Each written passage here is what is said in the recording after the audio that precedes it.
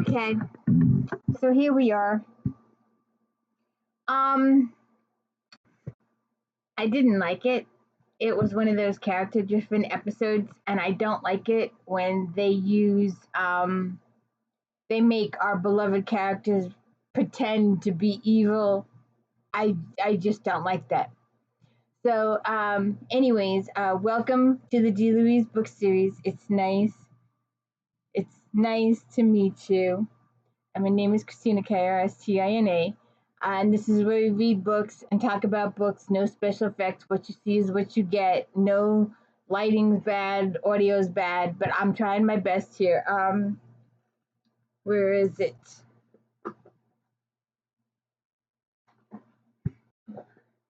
My computer's being held together by a binder clip.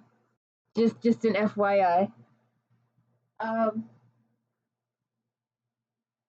So get this pillow. There we go. So yeah, it's the whole bottom separated, and I have like 10 mouse pads around the house. I can't find a single one. So I have to be careful I'm not scratching up all my furniture every time I move the keyboard. So anyways, we are on before I forget, we did and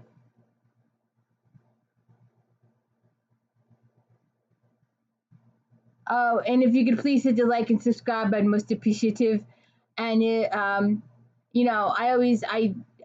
wouldn't believe how a thumbs down kills your analytics. I have no idea. I'm just learning all this stuff. But a like is a like, but a thumbs down can bring you down 20 points. Just one can destroy you. So please just hit the thumbs up or don't hit it. If you can't say something nice, please don't say anything, please. Please. But please hit the thumbs up, most appreciative, and subscribe. I've been at this almost a year and a half, almost pushing 2 years now. And I'm still sitting here too. But anyways, we've done all the episodes up until this point. We are in season 5, disc 4, episode 215. We did the Masterpiece Society. We did the Conundrum last week. I didn't like that one either. Now today we are doing Powerplay. And it would be awesome if we could just run it and discuss it as it goes along. But there are huge copyright issues, so we can't do all that. Other channels do it better than I can. I will admit that right off the bat. But I am a serious person. If you've watched any of my other videos, and please check out If Then later this afternoon. I started out with I'm like at episode 16. I accidentally numbered a couple of them the same number. I just figured that out yesterday.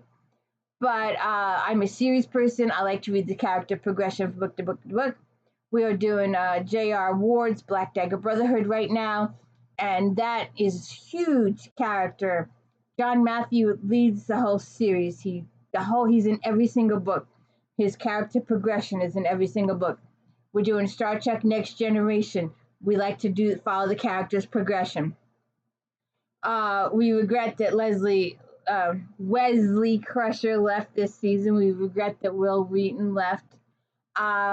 I hope he did make a brief appearance a couple of episodes ago, and I didn't like that either. They tortured the poor kid, and that was really horrible to show that our beloved characters would torture.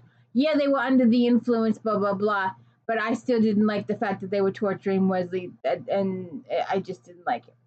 So anyways, we are on Powerplay, episode 215. There's a captain's log, stardate 4557.2. We are going into orbit around an unexplored M-class moon of Maba Boo 6. Though the moon was reported to be uninhabited, we have picked up a weak distress call.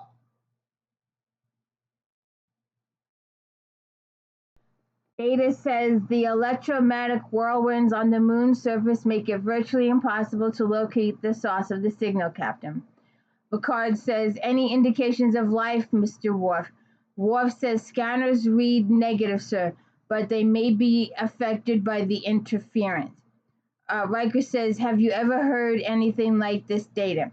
Data says, I believe so, Commander, at Starfleet Academy. Picard says, the Academy? Data does some stuff. I will verify. Just as I thought, it was a Starfleet subspace distress signal, standard to the Daedalus class starships. You know, Daedalus. Have you thought of Daedalus? Does that remind you of something? Stargate, maybe? Stargate Atlantis, maybe? Just thinking. There hasn't been a Daedalus class in service for what? 172 years, Data says. Picard says, are there any records of missing ships in this vicinity? Data says, the USS Essex, under the command of Captain Bryce Schumer, disappeared in this sector over 2 centuries ago. Picard says, Daedalus class. Data says, I've access to subspace transponder signature of the Essex. It is identical to the signal coming from the moon's server. Picard says, we arrived a little late, and Riker said that, excuse me, faux pas on me. Picard says he has them turn off the signal. Because, Mr. Data, with all that storm activity down there, it isn't worth the risk to check on a ghost ship. Advise Starfleet that we have solved the mystery of Captain Schumer and the Essex. And TROI, it's TROI, it's TROI, it's TROI. So she comes up on the ship in the middle of this whole thing, and she acts like she knows exactly what's going on. And she says, Picard is like, advise them that we found the ship, and he goes back to sit down, and they're going to get ready to leave. And TROI comes out with, oh, no. She's absolutely positive there's somebody alive down there. She can sense it with her betazoid senses. So they go down. So we come back after credits. First officer log supplemental. The electronic interference on the surface has been judged too dangerous for anyone to transport down. So we have taken a shuttle to investigate. They're all got, for the first time ever, there are seat belts. So they decided they need seat belts in advance to hold them in. Data says, shields are holding, sir. Riker says, wind shear is incredible. Data, keep an eye on the stabilizers. If it's anything like this on the ground, I don't see how anyone can survive on this moon for this long. So I said, maybe they've been living underground. Riker says, question is where? I can't locate the source of the damn signal. It's bouncing around more than we are. Data says, forward thrusters have failed, sir. We are losing power.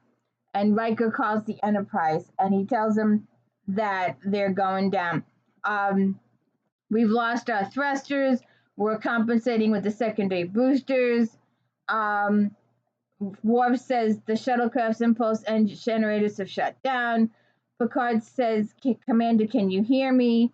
Riker tries to call the Enterprise, and they end up going down, and they brace for impact.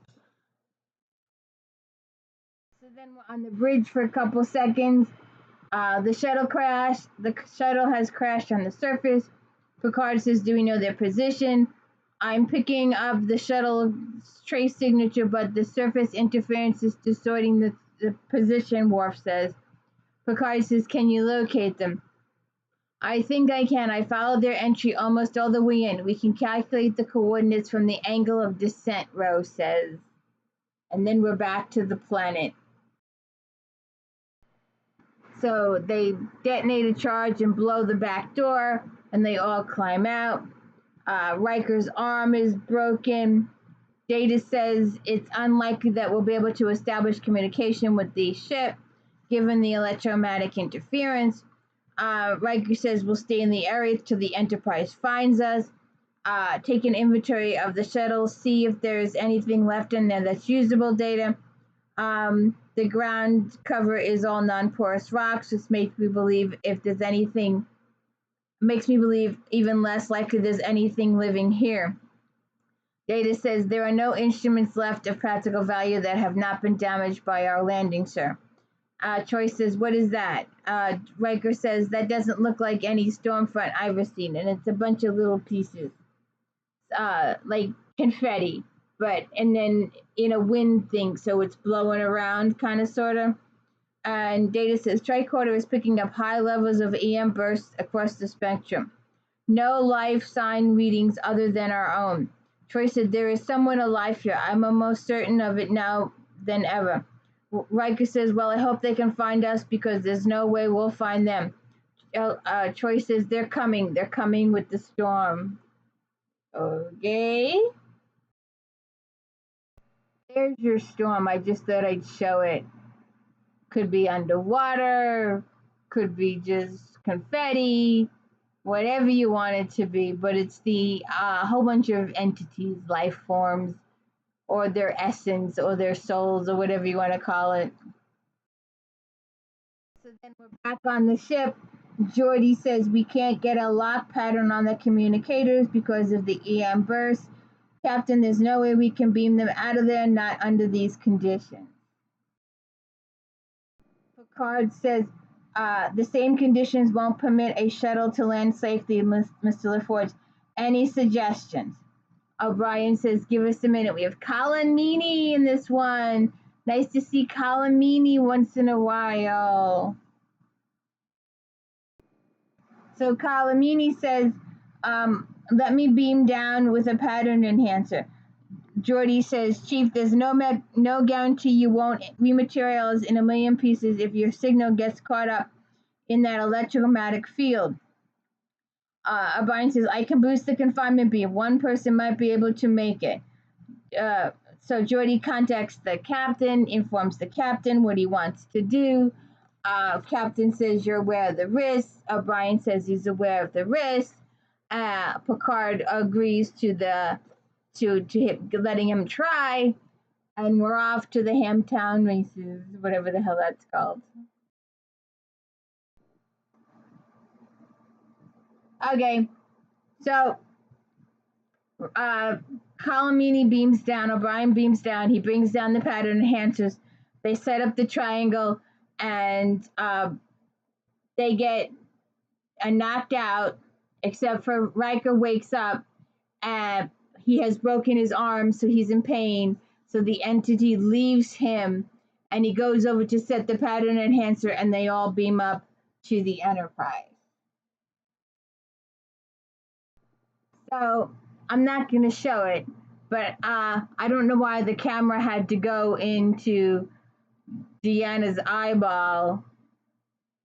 I mean, the camera was like right here. I don't know why her eye had to take up the entire screen, but it did. She wakes up screaming. Dr. Crusher walks over. Troy says, where? Crusher says, back on the Enterprise. You're going to be okay. Troy says, my skin is tingling. Crusher says, you're experiencing the after images of the electromagnetic discharge. The sensation will pass. They're all fine. Now I want you to take your time, counselor. Doctor's orders. Picard comes in. He asks about injuries. Dr. Crusher says minor abrasions. Commander Riker took the worst with a broken arm. Picard says, Mr. Data, good work, Chief. Thank you, sir. Riker says, ready for duty, sir. Picard says, you sure, number one? Riker says, it's not the first bone I've ever broken. And how are you, counselor? And she says, good. And he says, okay, let's go. And they all get in the turbo lift. So Picard says, so what happened down there? Riker says, it was just one hell of a storm. It moved in on our position faster than anything I've ever seen. Picard says, was there any evidence of life? Riker says, no, but if Troy was right, we were pretty close to it. So, how do you suggest we proceed? Riker says, we need to adjust the scanner so they can penetrate those storms. Do you have any ideas, Data? Data says, we might be able to employ virtual imaging to impopulate, and his thing makes some noises or something like that. And they all look at him. Picard said, is something wrong? And Data says, my apologies. It seems my primary speech processors are experiencing a minor fluctuation. I'll have to correct it in a moment. And I want to ask, how the entity was able to uh, inhabit data because he's a solid machine, whereas Troy and O'Brien are blood peoples. Why they should have left data out and left Riker with it instead of data, although they needed data for some of the moves. But I wanted to know how they expected us to think that the entity had established itself in Data's computer, because nothing like Data had existed back then, unless the person inhibiting him was an engineer or something and was able to figure out computers. I'm not exactly sure how we're supposed to buy this, but apparently we do. Um, so they go to the bridge. All right, so we get to the bridge. Troy has asked to speak with Picard in private. And then we're having some first signs of trouble on the bridge. Um, Riker says, Mr. Data, deploy sensor scans when you're ready. Ensign, take us to synchronous orbit around the planet, around the crash site. And Rose says, aye, sir. And Data says, sir, the EM field properties of this moon, I recommend a search pattern beginning at the solar polar region. Riker says, the polar region, that would be starting from scratch, Mr. Data. Our latest readings would suggest that we begin our scan around our crash site. Data says the Essex signal was never clearly located, sir. A systematic survey of the moon from a polar orbit might be more practical. Riker says, well, you might be right, but I'd like to give the crash site a once-over first. Maintain our current position. Data says, understood. Then we go into Troy. So Troy is explaining to the captain she never felt anything like this. It was as though they were calling to her. Picard says, are you saying someone was communicating telepathically? Troy says, perhaps for an instant it was like their voices were being carried on the wind. Picard says, what were they trying to communicate? Troy says, I'm not sure, but they were calling to me and the southern polar region. I believe that's where we should look for the Essex.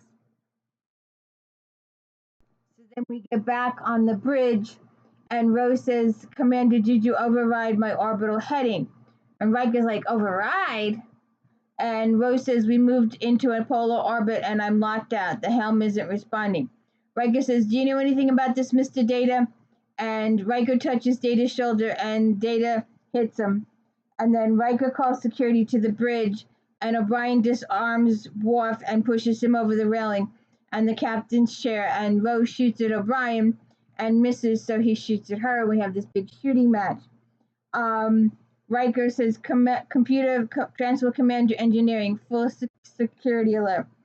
And then Troy knocks out Picard in the ready room, and then Troy rocks out, and Data says he would not move to a polar orbit.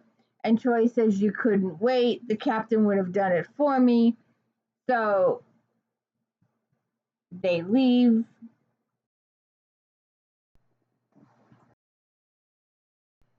Okay, so there's a lot of back and forth, and I'm not going to go through it all. I'm not going to do the back and forth. So uh, uh,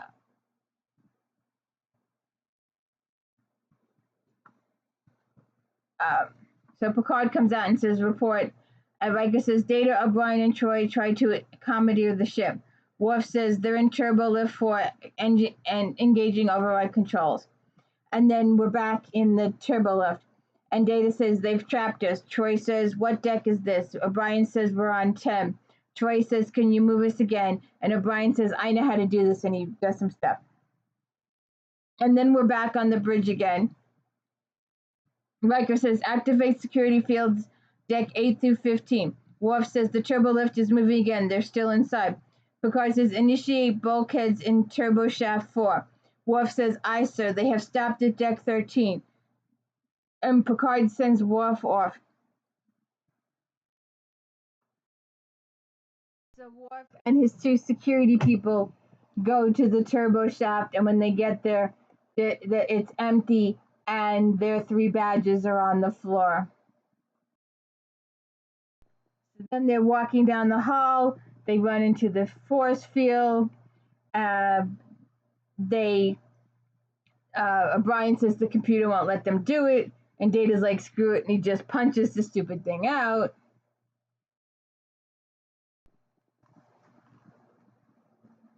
Oops, sorry. Okay. So a lot goes on in here. I'm not gonna go back and forth. So they march into 10 forward. They tell everyone to get on the floor. Um, Miles' kid is screaming her butt off, and he don't care because he's not Miles. And I'm wondering what Keiko is thinking about when she sees Miles come in there with a gun. Will their marriage ever be the same again? They get into a little shooting match. Worf and them enter from the other side, and they tell him to back down, so he leaves. And then we go back to the bridge after they've injured people. There's several people injured. There's several people down. Everybody's frightened. Uh, I don't know what's going on through Kiko's brain at this point. So then we get Captain's log, supplemental. Following an aborted attempt to take control of the bridge, Counselor TROI, Data, and Chief O'Brien have seized 10 forward. Then Riker says position teams at both entrances. Rose at tactical. Picard says Mr. LaForge shut down all computer access to 10 forward. LaForge says I can't. They've taken a remote security lockout. We have to shut down all computer functions in that saucer section. Riker says transporter room 3, can you get a pattern on them? The guy says no. Then we're back in 10 forward, and O'Brien saying they're trying to engage their transporters, but he shuts them down. Then we're back on the bridge. I can't override. It'll take a couple hours to complete the cycle because they put it into a diagnostic thing. Rose says they've shut down internal scanners. Picard talks Dr. Crusher into coming to the bridge. Ryan says they are attempting to engage their transporters. We're shutting it down. O'Brien says the communicators now they'll learn nothing from us that we tell them. He puts the polarity thing on. So Rose says they've done something to the force fields on deck 10, section 1. Riker says, Geordi, I don't recognize the configurations, but they're completely isolated 10 forward, he says. Riker says, what about flooding their air vents with anesthesia gas? Geordi says, that won't affect Data. No rescue plan will work unless we can knock out all 3. Riker says a concussive charge would blow out the security fields. We could go in with phasers on wide beam, stun everybody, sort it out later. Picard says, Doctor, go back to the biofilter readouts taken of the away team's transport from the moon's surface. See if you can come up with anything that might explain this. Picard says, 10 forward, this is Captain Picard. I'm prepared to discuss the situation. There's no need for violence.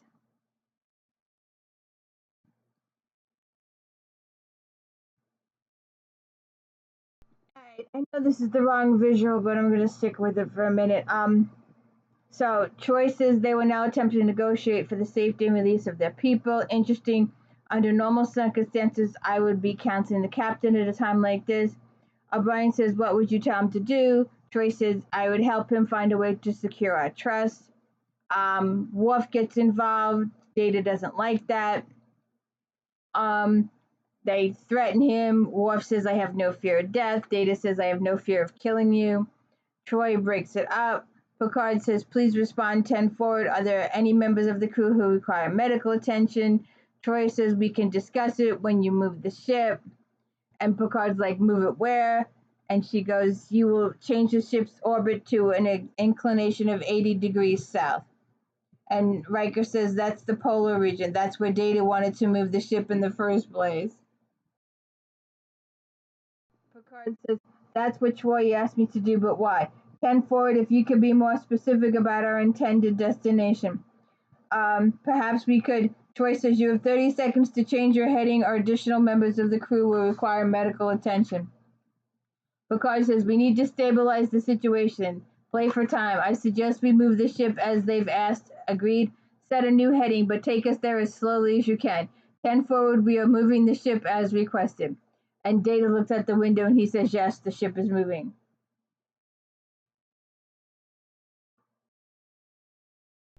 Now, there's a little thing I would like to point out before I move on. Now, when they were in the turbo lift earlier in the day, they took off their comm badges so they could not be traced, right? Now, all of a sudden, they have their badges back on. Didn't think of that. If they came from the turbo lift and they had taken their comm badges off and left their comm badges in the turbo lift, why are they wearing them now? Just saying. So then Dr. Crusher says, Captain, I've compared the away team's last transporter patterns to their earlier records. They're exactly the same except TROI, Data, and O'Brien. There's an unusual synaptic activity, some kind of anionic energy. It may be another life form superimposing its neural patterns on our people. Riker says, why wasn't I infected? Beverly says, I don't know. The only difference with you and the others is that you were injured. Riker says, my broken arm. Dr. Crusher says, the fracture caused pain receptors to fire, which may have made you immune to this energy. Picard says, if the theory is correct, Doctor, what would happen if we were to inflict on pain on the other? She says it might force whatever it is out of our people. Rose says a plasma shock, it would be painful, but it wouldn't cause any physical harm. Geordi says I could hook up a modified laser scanner to a plasma inverter. Riker says, what about Data? Geordi says, well, a plasma shock would definitely overload his neural net. I'll work on him too. Riker says, we have to find a way to penetrate the force field around 10-4. Geordi says, I might be able to interrupt the force field for a few seconds, but I'll be fighting the computer control. Timing will be critical. Rose says, we have to hit all three with a single charge. If they're standing together, it wouldn't be a problem. Picard says, how would you gain access? Geordi says, a micro-optic drilling through the ceiling. They'll never detect it. Crusher says, if this is going to work, we have to have some way to contain or neutralize the ionic energy once it's out of our people. Yes, Doctor, that will be your top priority. Very well, proceed. Bridge to 10 forward. Now that we are moving the ship as you requested, I would like to know the nature of the injuries to the crew members of my crew. So Picard decides to start trying negotiations. So they want him to, he wants to get the wounded out of 10 forward. So there's some discussion back and forth, and then Troy says that they're going to move the ship. And he's like, move it where? And she's like, change the ship's orbit to an inclination of 80 degrees south. And then Riker says, the solar polar region, that's where Data wanted to move the ship. Riker says, and what's Troy asked me to do, but why? 10 forward, if you could be more specific about our intended destination. Troy says, you have 30 seconds to change your heading or additional members of the crew will require medical attention. Picard says, we need to stabilize the situation. Play for time. I suggest we move the ship as they ask. Set a new heading, but take us there as slowly as you can. 10 forward, we are moving the ship. And Data looks at the window and confirms that they are moving the ship. Did I do this already? Yeah, I did all this already. Sorry.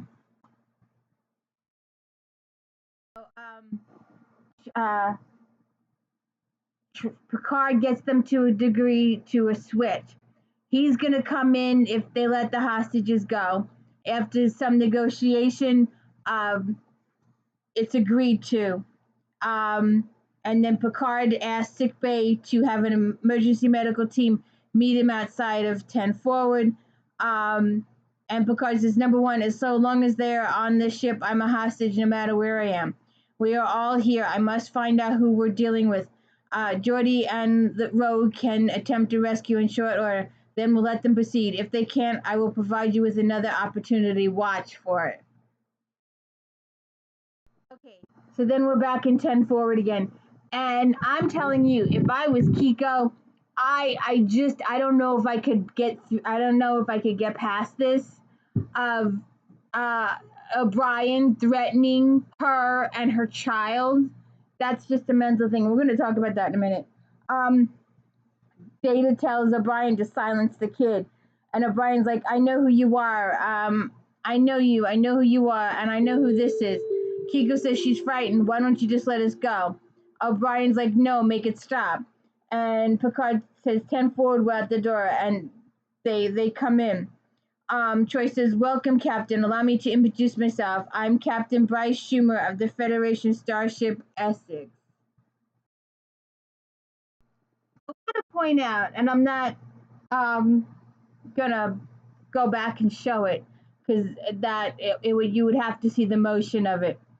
But when they released the force field for the captain and the medical team to enter 10 forward, O'Brien goes over to release the force field, and he goes over and goes like this.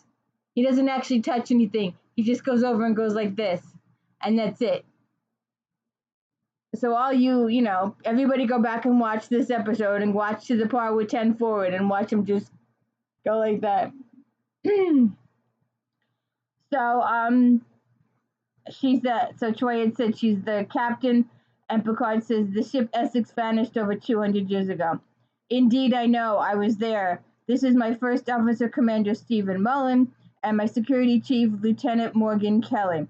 Picard says, have you survived all this time? Spirits, ghosts, but you're a man who would never believe in ghosts, Picard. Is that true? You see, Troy knows, and I do as well. Picard says, the counselor is still alive? Troy says, of course she is. I have no wish to harm her or anyone else. Picard says, I'm pleased to hear that. Troy says, we have been forced to take this action, Captain, because we need your help. My help? Troy says, our consciousness has been trapped on this moon for 2 centuries. We must escape this torture. How did this happen? Picard asked. I can't explain how it happened. I only know that it did. The Essex was caught in an electromagnetic storm just as your shuttle was. Moments before we crashed, the ship was struck by lightning. The ship was ripped apart somehow. In that instant, our consciousness was absorbed in the magnetic currents on the surface. Picard says, why didn't you tell us this? Why the deception, the violence? Because, as I said, I knew you would not believe us. Even now, I know you don't. Picard says, what was your vessel's designation and its complement? NCC 173, Daedalus Starship, crew 229. Picard says, under whose command? Admiral Uta Nasu, Starbase 12. You will find all of this in the Starfleet records. Picard says, I don't need to see the records. Troy says, then you know I'm correct. Picard says, end this. I will give you whatever help you need.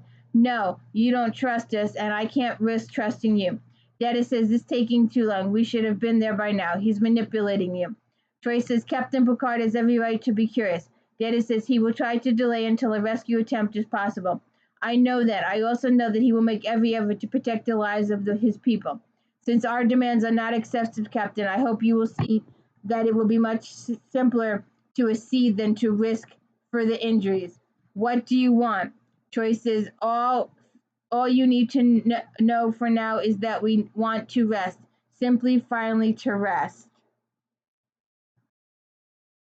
So then Geordi and Ro are in the Jeffries tube. Geordi saying Section B, Section 2B, A, Section 1. Finally, I never want to see this part of the Enterprise again. Geordi's like, I hear you. This is what Starship engineers call easy access. Yeah, this is it. I thought we might have a problem with the conduit number 227, but it looks like we're going to be able to get by. They remove the stuff and they put the thing on the thing and they drill a hole. Geordi says, look, let's hook up the scanner and see what we've got. Got it. All 3 have to be in this circle if it's going to work. And And we have some back and forth between the Jeffries tube and the bridge. Um, Dr. Crusher says the ionic energy seems to be vulnerable to the same magnetic flux density we monitored in the storms. If we can duplicate it, we can trap it. Crusher says once it's out of our people. Jordy says you should be able to do that by flooding 10 forward with ionic particles. Dr. Crusher says exactly what I was thinking. Riker asks Jordy how long will it take. Jordy says about 45 minutes. Dr. Crusher says I can have the containment field ready by then. Riker says keep me advised. So then we're back and forth, back and forth. We have a lot of different interactions in here. I'm not going to go over all of them. So Picard asks Mr. Worf for impressions. Worf says spiritual possessions of this sort have been reported throughout Klingon history. It is called Jetlayan, the taking of the living by the dead. Picard says human history is full of similar legends. Worf says, then you believe they may be telling the truth? Picard says, not for one moment. These are your people. These are your number one peeps. So you know they have to be inhabited. You know that they are inhabited by people. That much is true. Now, maybe what they're telling you about just wanting to escape or be at peace, that's a whole different ball of wax. But you have to believe that they are possessed. Are you sure, you Mr. Wolf? These are not Jetland. Our job is to find out exactly what they are and then determine how to deal with them. So then Data splits them up. Data says, that's enough. Sit down, both of you. Over there, down. And it's kind of creepy when O'Brien goes over to Kiko and he's touching her and touching the bracelet. And I'm just like, I just don't know. Can she get past this? Are they going to be able to work through it? He's like, I remember giving you this bracelet. And she's like, don't touch me. And O'Brien, you said you made me happy. And they have this little tete-a-tete. And she's like, ew, gross, get away. This is her husband. But he's so you have to believe that after this, is she going to be able to let it go afterwards? I'm just saying. Then we have another interchange between Picard and TROI. So TROI says, Captain Schumer will be approaching the southern polar region that you requested in a few minutes. I need to give additional instructions. TROI, very well. We're taking you to our crash site. Picard says, the southern pole? TROI says, that's correct. Picard says, nothing our sensors were able to detect indicate the Essex went down in that region. TROI said, as I told you, Captain, the ship broke up in the atmosphere and the bridge went down here. When we reach it, you will beam what's left of our skeletal remains on board the ship and then take them back to Earth for proper burial.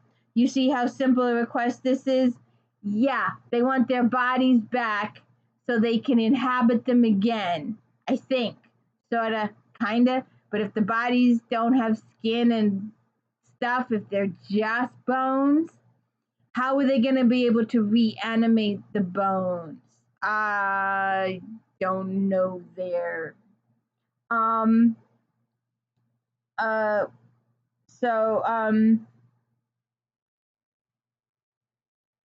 Captain, if Picard says, Captain, if you will let these people go, I'll order the bridge to follow your instructions. TROI says, I will release Noah.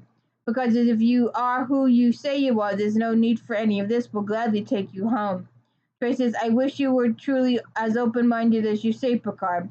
He says, if you don't release the hostages, I won't cooperate. Data says, you'll cooperate, Captain. You'll cooperate or someone will die. Who shall be? And then he goes after Worf again. And then O'Brien goes over to the kid again. I don't like any of that situation at all. So they get them in position, they get them in the little circle, and they do this thing, and it works, except at the very last second, Data steps out of the circle, and they go ballistic, and I'm like,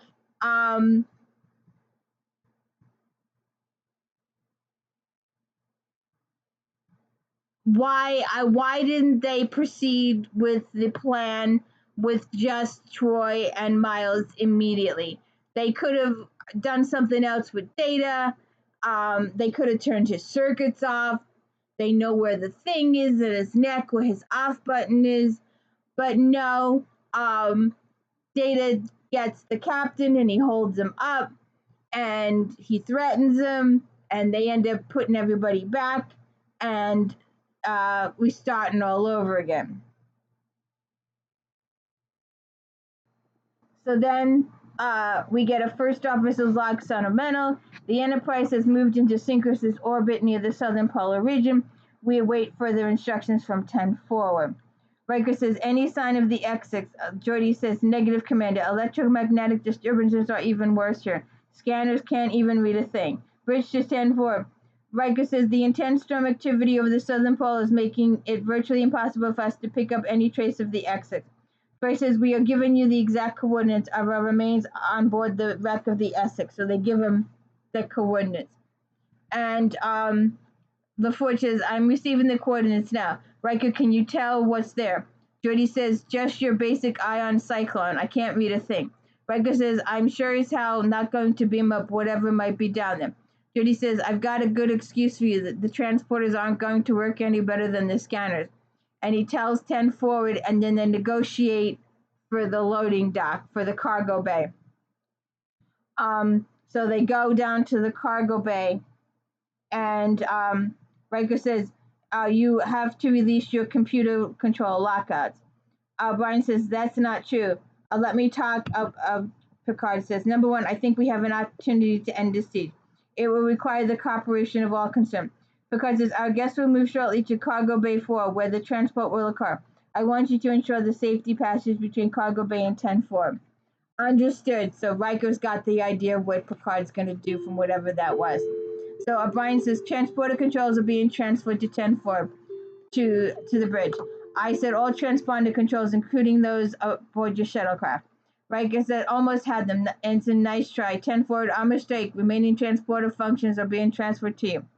O'Brien says, once we create our own exoscope, we can prevent anyone from using the transporter against us. So they go into the cargo bay. And even though she knows he's possessed, Kiko still, I'm wondering how this is going to change their marriage. I've talked about it before. But they take Kiko and the baby, or just Kiko, because she gave the baby to the other woman. I forgot that part. But, so they take her and she watches this whole thing go on.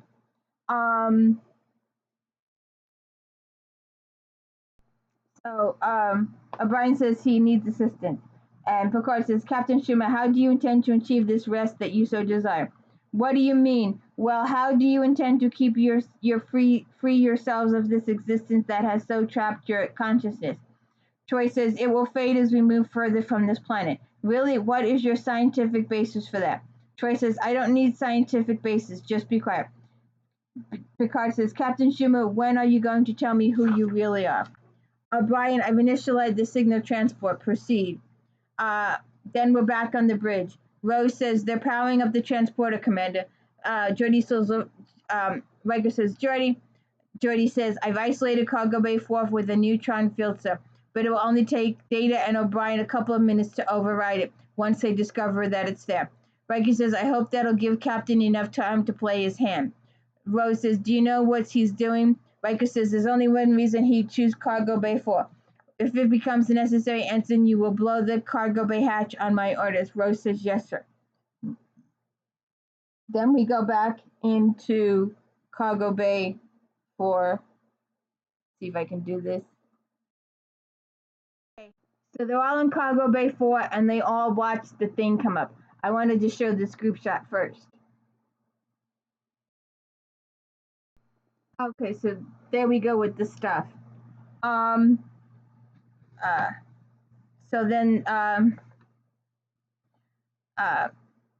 you're right, Picard. It's not rest we seek, only escape. Picard says, escape. Troy says, we were brought to this moon over 5 centuries ago from a star called UX Mau.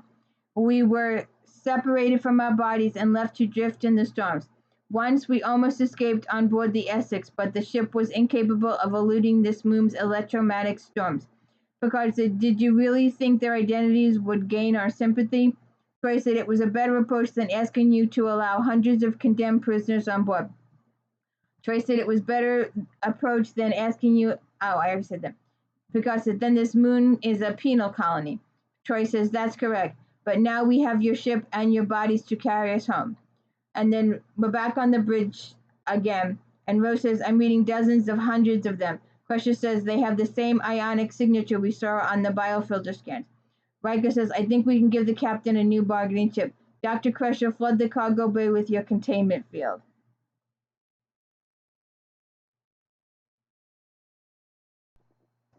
So they do the containment thing. Trey says, "No, let them go or you will all die. Because your threats are meaningless now." O'Brien says, "You are still in control of the three bodies.